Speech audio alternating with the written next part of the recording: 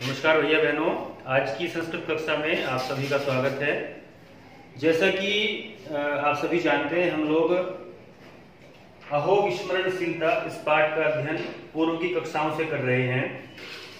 इस पाठ का हिंदी अर्थ हमने पढ़ा था और इस पाठ के प्रश्नोत्तर हमने किए थे। तो आइए आज एक नया प्रश्न हम करने जा रहे हैं, प्रश्न 2। जैसा कि मैंने आपको जब इस पाठ की हिंदी पढ़ाई तब भी मैंने आपको बताया था, वहां पाठ का जब नाम लिखा हुआ है उसके सह और बिना ये भी लिखा हुआ है।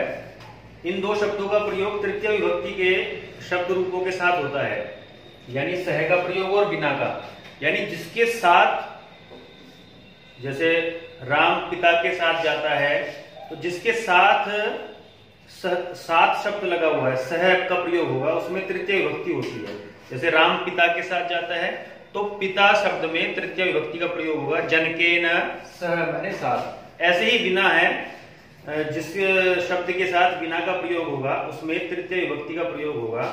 तो ये जो अगला प्रश्न हम आज कर रहे हैं, इसमें ये जो बिना शब्द है, यानी बिना, संस्कृत में बिना, हिंदी में बिना, इसके बिना, इसी शब्द का प्रयोग यहाँ पे किया गया है।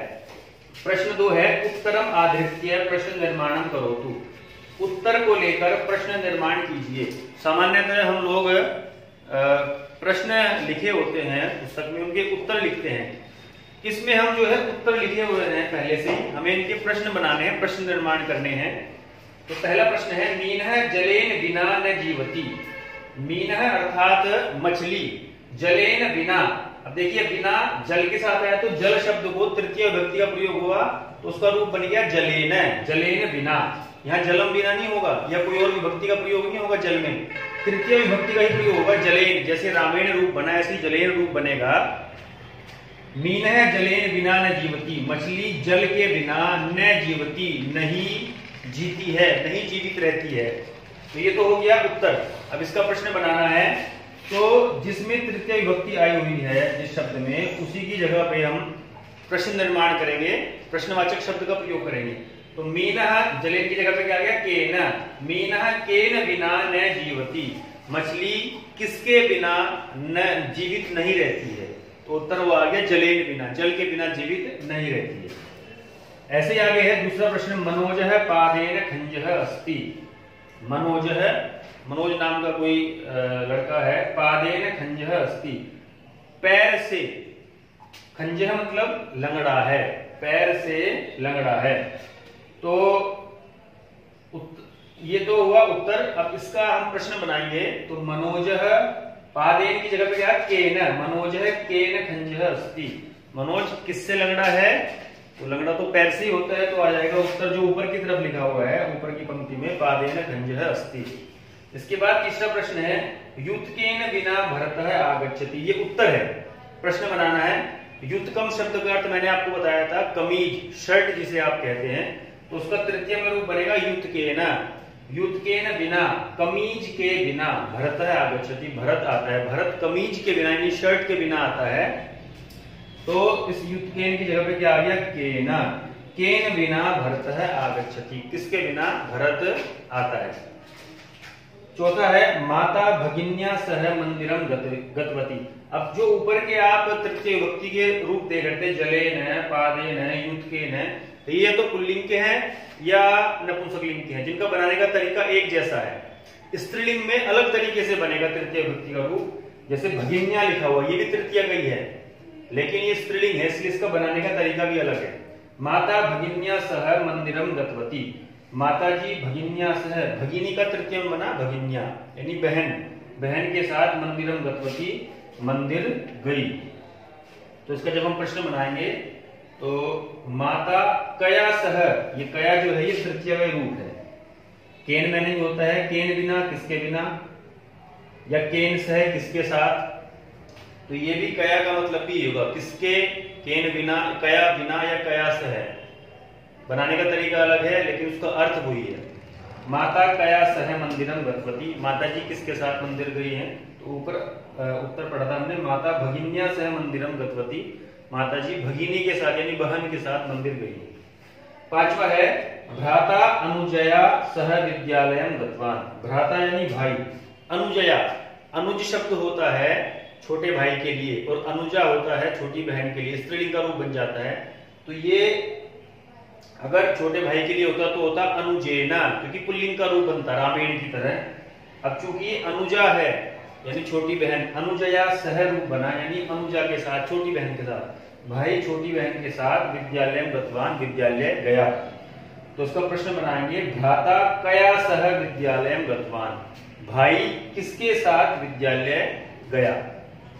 अंतिम प्रश्न है, भगिनी रेखया सह आपणम गतवती, भगिनी यानी बहन, रेखया सह रेखा के साथ, आपणम गतवती बाजार गई।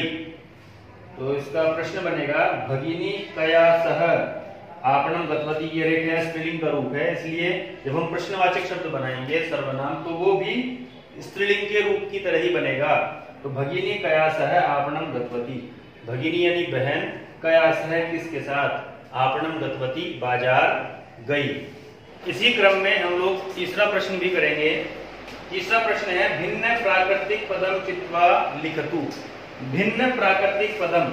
यहां नीचे आप देख रहे हैं हर एक पंक्ति में 5 शब्द लिखे गए हैं, जिनमें से एक शब्द बाकी जो 4 शब्द हैं उनसे भिन्न है, यानी उनसे अलग है, उसकी प्रकृति अलग है, उसका नेचर अलग है। तो वो जो एक अलग है शब्द, वो जो एक वर्ड अलग है बाकी चारों से, उसको छांटकर, चित्वा मतलब चुनकर, लिखतु लिखिए, उसको आगे लिखना है। तो पहला देखते हैं, अश्व है, वानर है, गज है, धेनु और शुक।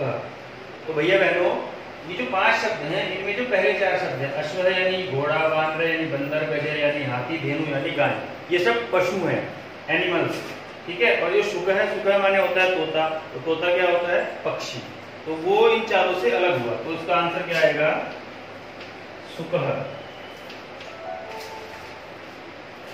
आगे है, केशः, नेत्रम, मुखम, कंठ और दंडः। इसमें भी केशः ये शरीर के अंगों के नाम में आता है, केश यानी बाल, नेत्रम आंख, मुखम मुख, कंठ यानी कंठ, दंड होता है डंडा। तो ये इन चारों से अलग है, डंडा जो है वो बॉडी पार्ट्स में नहीं आता। तो इसका आंसर है दंडः। आगे है, पत्रम, पुष्पम, फलम, तोयम और वृक्षम। इन 5 शब्दों में 4 तो शब्द ऐसे हैं जो एक ही चीज से संबंधित है, जैसे वृक्ष है, वृक्ष से संबंधित फल भी है, पुष्पम यानी फूल भी है, पत्रम यानी पत्ता भी है। तो ये चारों तो एक जैसे हो गए। भिन्न जो है, अलग है, वो है तोयम। तोयम मैंने होता है जल, पानी। इसका आंसर क्या हुआ, तोयम। उसके बाद है, चालकः, शिक्षकः, लेखकः, श्रमिकः और भल्लुकः। इसमें भी जो पहले 4 शब्द हैं वो सब मनुष्य हैं, चालक यानी ड्राइवर, शिक्षक टीचर, लेखक लिखने वाला, श्रमिक यानी मजदूर। तो ये सब क्या है, मनुष्य हैं। और भल्लुक है यानी भालू, वो क्या है, जानवर है, पशु में आता है, तो वो इनसे अलग हो गया। तो इसका आंसर आया भल्लुकः। अंतिम है, चर्मकारः, सुवर्णकारः, कुंभकारः, सज्जाकारः और कथाकारः। अब इन 5 में से जो अलग है, भिन्न है, वो क्या है, वो है कथाकारः। और वो कैसे है, बाकी जो 4 है, चर्मकारः यानी मोची, चमड़ा बनाने वाला, सुवर्णकारः जो आभूषण बनाता है ना, कुंभकारः यानी मिट्टी के बर्तन बनाने वाला, कुम्हार, और सज्जाकारः सज्जा डेकोरेट इत्यादि करने वाला, डेकोरेशन। तो ये सब, इन सब की जो मेहनत है वो हाथों की मेहनत है। इन सब का काम जो है वो हाथों से परिश्रम करने का है अपने उससे। और जो कथाकार है वो तो कथा कहता है ना, वो तो मंच पर बैठकर अपने कथा से जो है, अपनी विद्वत्ता से जो है, अपने मुख से जो है वो धनोपार्जन भी करता है, इत्यादि करता है। तो कथाकार इन सब से अलग हुआ। इसका आंसर बना कथाकार है।